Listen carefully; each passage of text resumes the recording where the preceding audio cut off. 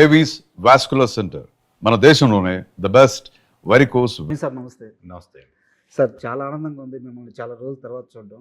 అయితే మీకు ఇప్పుడున్న రియల్ సిచ్యువేషన్ తెలియడానికి ఒక ఎగ్జాంపుల్ చెప్తాను. మామూలుగా మీడియాలో సెర్చ్ ఇంజిన్లో కీవర్డ్స్ అని చెప్పి ఒక వర్క్, అదొక ప్రాసెస్. ఆ కీవర్డ్ కొడితే ఎవరి గురించి ఎక్కువ సెర్చ్ చేస్తున్నాం అనుకుంటామన్నమాట. లాస్ట్ 48 అవర్స్ నుంచి వడ్డే నవీన్ ఈ కీవర్డ్ ఎంత వైరల్ అవుతుందంటే, ఎంత ట్రెండింగ్ అవుతుందంటే, సో ఏజ్ గ్రూప్తో సహా తీస్తే, స్టాట్స్ తీస్తే లేడీస్, చిల్డ్రన్స్ అండ్ జంజీలు కూడా మీ గురించి తెలుసుకోవడానికి, ఇప్పుడు ఈ సినిమా త్రిమూర్తుల సినిమా గురించి తెలుసుకోవడానికి చాలా ఇంట్రెస్ట్ చూపిస్తున్నారు.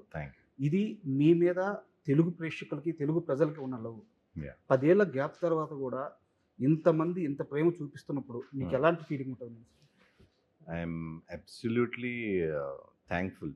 ఎందుకంటే 10 ఏళ్ల నుంచి నన్ను అలైవ్గా ఉంచింది తెలుగు ఆడియన్స్, నా ఫ్యాన్స్ అండ్ ఎవ్రీబడి. ఎప్పుడు ఏ షోలో అయినా సరే వడ్డే నవీన్ గారు ఎక్కడ, ఆయన ఎందుకు తీసుకురావట్లేదనో, లేకపోతే ఆయన ఏంటి ఎందుకు మీరు అవాయిడ్ చేస్తున్నారనో, అట్లా పాపం వాళ్ళు అవాయిడ్ చేయలేదు, బట్ వాళ్ళ యాంగ్జైటీ కొద్దీ నన్ను గుర్తు చేస్తూ కొన్ని సినిమాలలో లైక్ మ్యాడ్లో కళ్యాణ్ గారు, ఆయన ఇంకో రకంగా గుర్తు చేస్తూ ఇట్లా నన్ను అలైవ్గా ఉంచిన, సినిమాలు చేయకపోయినా అలైవ్గా ఉంచినందుకు I'm really thankful and I really love them.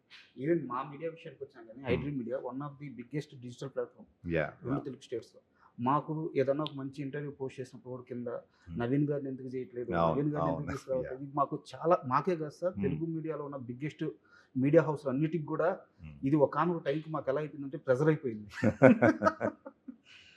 So finally ఆ డే వచ్చింది. సార్ నేను నేరుగా సినిమా విషయానికి వస్తున్నాను. త్రిమూర్తుల విషయానికి వస్తే, యాక్చువల్గా నేను చాలా ఇంటర్వ్యూ చూశాను, ఎక్కడ ఈ ప్రశ్న రాలేదు. త్రిమూర్తులు సినిమాలో ఉన్న కాన్ఫ్లిక్ట్ పాయింట్ మీ ఇంటి కథ, అంటే క్యారెక్టర్ పరంగా మీ ఇంటి కథ, లేదంటే సమాజంలో ఉన్న ఒక స్ట్రగులింగ్ కాన్ఫ్లిక్ట్ పాయింట్, ఏం చెప్పబోతున్నారు త్రిమూర్తులు? సమాజంలో ఉన్న స్ట్రగుల్కే, but it is related to my father. Okay. So అలాంటి ఒక డిఫరెంట్ పాయింట్. సార్ సో ఇది ఎక్కువ ఎట్లా ఉంటుందంటే, ఒక పోలీస్ కోర్ట్ రూమ్ డ్రామా, ఒక కేస్, ఈ పరంగా ఉంటుంది. అండ్ కోర్ట్ రూమ్ డ్రామా అన్నారు కాబట్టి చెప్తున్నాను, తెలుగులో కోర్ట్ రూమ్ డ్రామాలు చాలా తక్కువ వస్తాయి. వచ్చిన ప్రతిసారి బ్లాక్ బస్టర్స్ అయ్యాయి. అప్పుడు చెట్టు కింద ప్లేటర్ కానీ, మొన్న రీసెంట్గా కోర్టు మూవీ కానీ, సో చాలా రేరు జనాన్ని పెట్టుకున్నారు మీరు. అండ్ సార్ యాక్చువల్గా మీరు ఇండస్ట్రీలోకి ఈ 10 సంవత్సరాల గ్యాప్ తీసుకున్న తర్వాత మిమ్మల్ని నవీన్ నువ్వు రావాలి, నీకు ఒక ఫ్యాన్ బేస్ ఉంది, సో ఎందుకు ఆగుతున్నావు అని మిమ్మల్ని చాలా బలంగా అడిగిన ఒక స్టార్ హీరో ఉన్నారు. సో నేనే పేరు చెప్పేస్తాను, చిరంజీవి గారు. మిమ్మల్ని చాలా సార్లు అడిగారు. సో ఒక్కసారి ఆ ఎక్స్పీరియన్స్ చెప్పండి సార్, ఎలా అడిగారు, ఏం అడిగారు ఆయన? అంటే అట్లా అడగలేదు కానీ ఆయనకు పాపం ఎట్లా అంటే, నన్ను ఎప్పుడూ ఒక బ్రదర్ లాగా ట్రీట్ చేస్తారు. ఎఫెక్షన్ ఎందుకో తెలియదు, ఆయన మీద నాకు ఎఫెక్షన్, ఆయనకి నా మీద ఎఫెక్షన్ ఉంటుంది. సో ఆయన పాపం మనసులో ఉండదు ఎందుకు చేయట్లేదు ఏంటి, సో అప్పుడప్పుడు ఎక్స్ప్రెస్ చేస్తారు కానీ, బట్ నాట్ ఆల్వేస్. ఆయన అట్లా కూడా ఇబ్బంది పెట్టరు. అది. And me director Teja sir, Kalyan Teja అనుకుంటున్నాను, అతను పూరి జగన్నాథ్ గారి దగ్గర అసిస్టెంట్గా కొన్ని సంవత్సరాలు చేశారు. అండ్ మోర్ ఓవర్ అతను national award winner short films Meena అని చెప్పేసి. సో అలాంటి ఒక కొత్త డైరెక్టర్, సో అలాంటి వ్యక్తిని పిక్ చేసుకోవడానికి కారణం ఏంటి? ఎందుకంటే ఇంత కంబ్యాక్, చాలా పెద్ద కంబ్యాక్, చాలా క్రూషియల్ పీరియడ్ మీ లైఫ్, అలాంటి ఒక ఫేజ్లో అలాంటి ఒక కొత్త డైరెక్టర్ని ఎంచుకోవడానికి కారణం ఏంటి? కమల్ తేజ్ ఏంటంటే, ఫస్ట్ ఈ క్యారెక్టర్ నచ్చింది, అది నరేట్ చేసినప్పుడు Kamal, director and writer of this film. ఆ క్యారెక్టర్ని ప్రజెంట్ చేసిన విధానం, ట్రాన్స్ఫర్ త్రిమూర్తులు టైటిల్ దాన్ని జస్టిఫై చేసిన విధానం చాలా బాగా నచ్చింది ఈ కథలో. అండ్ ఒకసారి ఇది ఎట్లాంటిది ట్రై చేద్దాం అన్న తర్వాత 1 year నాతో ట్రావెల్ చేసి, కొత్త డైరెక్టర్, ఎందుకంటే ఆ 1 year ట్రావెల్లో, 1 year is a long time కదా, ఆల్మోస్ట్ రెగ్యులర్గా కలిసి ఉంటాం. అతను ఏమి చేయగలడు, అతని స్క్రీన్ ప్లే ఏంటి, స్క్రీన్ ప్లే ఎట్లా మార్చాడు ఇంకా బెటర్మెంట్ చేయటానికి, ఆ క్యారెక్టర్స్ని ఎట్లా పర్ఫార్మెన్స్ చేసి చూపించాడు, ఇవన్నీ చూసుంటాం కదా. సో దాంతో కాన్ఫిడెన్స్ వచ్చింది. అండ్ మీరు చాలా ఇంటర్వ్యూలో ఇప్పుడు చెప్పింది ఏంటంటే, నేను ఫేజ్ గ్యాప్ తీసుకునే ఫేజ్ రావడానికి కారణం ఏంటంటే, నాకు నచ్చిన, నాకు కావాల్సిన క్యారెక్టర్స్ రాకపోవడము, సో ఆ సినిమాలు రాకపోవడం అని చెప్పారు. బట్ ఇక్కడ నా డౌట్ ఏంటంటే, వడ్డే నవీన్ గారు డే 1 నుంచి కూడా సినిమా అంతా నా మీద నడవాలి, సినిమాలో నేనే కనిపించాలి అన్న పర్సన్ కాదు. ఇప్పుడు ఉదాహరణకి మీకు ఒక చిన్న ఎగ్జాంపుల్ చెప్తాను. పెళ్లి బ్లాక్ బస్టర్ మూవీ క్లైమాక్స్‌లో సుజాత గారు పృథ్వీరాజ్ గారికి విషం పెట్టి ఆ మండపంకి వచ్చి అట్ట అక్షింతలు వేయంగానే అట్ట నవ్వుతూ తను పడిపోతారు. ఆమె మీద ఒక బ్యాక్‌గ్రౌండ్‌లో సాంగ్ ప్లే అయ్యి ఎండ్ కార్డ్ కూడా ఆమె క్యారెక్టర్ మీదే పడుతుంది. సో ఒక సినిమా క్లైమాక్స్ మొత్తాన్ని సుజాత గారికి ఇచ్చేశారు. ఆ వయసులో మీ సెకండ్ మూవీ.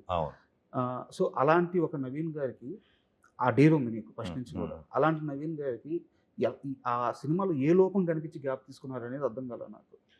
అంటే ఇప్పుడు పెళ్ళి ఎగ్జాంపుల్ నా హిట్ అయిన సినిమాలు ఎగ్జాంపుల్ చెప్తే, పెళ్లిలో క్యారెక్టర్ సెంట్రల్ పాయింట్ సుజాత గారు ఆ కొడుకుది. అవును. అది మెయిన్ క్రక్స్. ఆ సినిమా ఆడుతుందంటే దాని మూలాన అది నచ్చితే ఆడుతుంది, లేకపోతే ఆడదు. కరెక్ట్. సరే, దాని మూలాన మనకు పేరు రావచ్చు, నేను కూడా యాడ్ అవ్వచ్చు, అది వేరే విషయం. First cinema is important, then character. So నేను అప్పుడు ఫ్రెష్ కాబట్టి నాకు అంత ఎక్స్పీరియన్స్ లేదు, అంతంత పర్ఫామ్ చేయగలను కూడా నాకు కొంత ఎక్స్ప్లోర్ అయితేనే కదా తెలిసేది. సో అట్లా ఉండేది. దెన్ తర్వాత మన సిచ్చుడు, స్నేహితులు ఇవన్నీ కొంచెం నార్మల్ క్యారెక్టర్స్ లాగా వచ్చింది. ఈ చేస్తూ ఉండగా చాలా బాగుంది వచ్చింది. అక్కడ మళ్ళీ క్యారెక్టరైజేషన్ మీద ఇంపార్టెన్స్తో అది చేయటం, అట్లా 1 by 1 ఇవాల్వ్ అవటం అయింది. అగైన్ నా ఊపిరి వచ్చేటప్పటికి మొత్తం ఈ క్యారెక్టర్దే ఉంటుంది, but it's entirely different character. So అట్లా ఎన్నుకోవటం జరిగింది. సో అంటే అలాంటి ఒక ప్రయాణం తర్వాత లాస్ట్కి వచ్చేలేకే మీ మనసుకు నచ్చలేదా? ఇప్పుడు ఈ క్యారెక్టర్లు చెప్పాను కదా, ఇట్లాంటి క్యారెక్టర్లు మళ్ళీ ఇంకా రా, మళ్ళీ హీరోగా వస్తున్నాయి, క్యారెక్టర్ ఆర్టిస్ట్గా వచ్చినాయి ఇన్ బిట్వీన్. బట్ వాటిల్లో నాకు పర్ఫామ్ చేయడానికి కానీ యాంగ్జైటీ అండ్ ఇంట్రెస్ట్ క్రియేట్ అవ్వాలి. బట్ సినిమాని వదలడం అంత ఈజీయా సార్? అంటే మీకు ఒక చిన్న ఎగ్జాంపుల్ చెప్తాను. జీవితంలో అన్నీ ఉన్న ఒక కుర్రాడు, ఈవెన్ బీటెక్ చదివేటప్పుడు కూడా ఒక సొంత కారు వేసుకొని సొంత కారులో తిరిగే ఒక కుర్రాడు, యాక్టర్ అవ్వాలని నిర్ణయించుకున్న తర్వాత ఒక బిల్డింగ్లో టాప్లో ఒక రూమ్ మొత్తం తనకి డ్యాన్స్కి, యాక్టింగ్కి కేటాయించేసుకున్న ఒక కుర్రాడు, సినిమాని అమితంగా ప్రేమించే రెయిన్బోలో ప్రాక్టీస్ చేసిన ఒక కుర్రాడు, 10-12 ఏళ్ళ కెరీర్ గ్రాఫ్లో 30కి పైగా సినిమాలు చేసిన ఒక కుర్రాడు, సినిమాని వదిలేయడం అంత ఈజీయా? చాలా కష్టం, చాలా కష్టం. కానీ ఎంత కష్టమైనా నాకేమనిపించిందంటే, ఒకటి నాకు ఇంట్రెస్ట్ క్రియేట్ అవ్వకపోవటం, ఇది అలాంటి సబ్జెక్ట్స్ రాకపోవటం. ఇంకోటి, ఎన్నిసార్లని ఆడియన్స్ని డిసప్పాయింట్ చేస్తాం. మన ప్రేక్షకులు ఉన్నారు, తెలుగు ప్రేక్షకులు, ఫ్యాన్స్ ఉన్నారు. ఉట్టి ఫ్యాన్స్ అనే కాదు, సినిమా చూసే ఎవళ్ళైనా సరే అందరూ హీరోలు ఫ్యాన్స్ కూడా చూస్తారు సినిమా అనేది, అదేమి నా ఫ్యాన్సే చూస్తారని లేదు. బట్ ఎన్నిసార్లు డిసప్పాయింట్ చేస్తాం, వాళ్ళు ఎన్నిసార్లు థియేటర్కి పంపించి బోర్ కొడుతున్నాడు అని ఎన్నిసార్లు అనిపించుకుంటాం అనేది ఒక ఫ్యాక్టర్. అట్లాగే ప్యారలల్గా ప్రొడ్యూసర్స్కి డబ్బులు పోతాయి. ఎవరైనా డబ్బులు పోతే అది కష్టమే వాళ్ళకి, అది కొంచెం పెద్దది. సో ఈ 3 ఫ్యాక్టర్స్ ఉన్నాయి. సో ఇట్లా ఎందుకు చేయటం, నేను మళ్ళీ చేస్తే అట్లీస్ట్ నాకు కాన్ఫిడెన్స్ ఉండాలి, లేదా వాళ్ళకి కాన్ఫిడెన్స్ ఉండాలి, డైరెక్టర్, ప్రొడ్యూసర్కి. అట్లా కూడా ఛాన్సులు ట్రై చేసాం. సరే, నేను చెప్పేవాడిని చేయటం అవసరమా, ఇదేమో వర్కౌట్ అవుతుందా లేదా అని. లేదు, మాకు కాన్ఫిడెన్స్ ఉంది. ఓకే, మీ కాన్ఫిడెన్స్ ఉన్నప్పుడు మీ కాన్ఫిడెన్స్ మేబీ మీది కూడా అవ్వచ్చు కదా అని అట్లా కొంత ట్రావెల్ చేయడం జరిగింది. దెన్ ఒక పాయింట్లో ఇంక ఇది ఇట్లా వర్కౌట్ అవ్వదని చెప్పేసి కంప్లీట్గా కష్టమైనా కూడా దిస్ ఈజ్ రిక్వైర్డ్ అనిపించింది. ఈ గ్యాప్లో ఆ పెయిన్ని ఎలా తీసుకున్నారు సార్? అంటే వేరే వైపుకి లైఫ్ని షిఫ్ట్ చేశారా, వేరే వ్యాపకాల్లో పడిపోయారా, లేదంటే ఆ పెయిన్ని ఎలా క్యారీ చేయగలిగారు? Pain it is almost everyday ఉంటుంది. సినిమా ఏంటి అట్లా అని ఉంటుంది, మళ్ళీ మన లైఫ్లో మనం వెళ్తానే ఉంటుంది. అంటే బ్యాక్ ఆఫ్ ద హెడ్ అది ఉంటుంది, మన లైఫ్లో వెళ్తానే ఉంటుంది. ఎప్పటికీ ఆ ఫుల్ఫిల్మెంట్ రాదు. ఆ 10 ఏళ్లలో మంచి ఫ్యామిలీ ఉంది, అన్నీ ఉంటాయి, బట్ ఆ ఫుల్ఫిల్మెంట్ అనేది మీరు అన్నట్టు ఒక ఆర్టిస్ట్కి మంచి సినిమాలు చేయాలనే తపన ఉన్నప్పుడు అది రన్ అవుతానే ఉంటుంది మైండ్లో. మనం ఎంత హ్యాపీగా ఉన్నా అక్కడ అది ఉంది కదా అని ఒక చిన్న వెల్త్ అయితే ఉంటుంది. అంటే ఎందుకు అడిగానంటే సార్, మీ గురించి తెలుసుకునేటప్పుడు హీరోగా అవ్వాలని మీరు ఫిక్స్ అయిపోయిన తర్వాత అంత ఈజీగా మీకు ఆ ట్రాన్సాక్షన్ జరగలేదు హీరో అవ్వడం. సో మీరు ప్రాక్టీస్ చేస్తూ నైట్స్ పైన లైట్ వేసుకుని మీరు ప్రాక్టీస్ చేస్తూ రెయిన్బోలో కష్టపడింది కూడా తెలుసుకున్నాను అనమాట. సో సినిమాని అంత ప్రేమించిన వ్యక్తి కాబట్టి. సినిమా అంటే నాకు చాలా చాలా ఇష్టం సార్.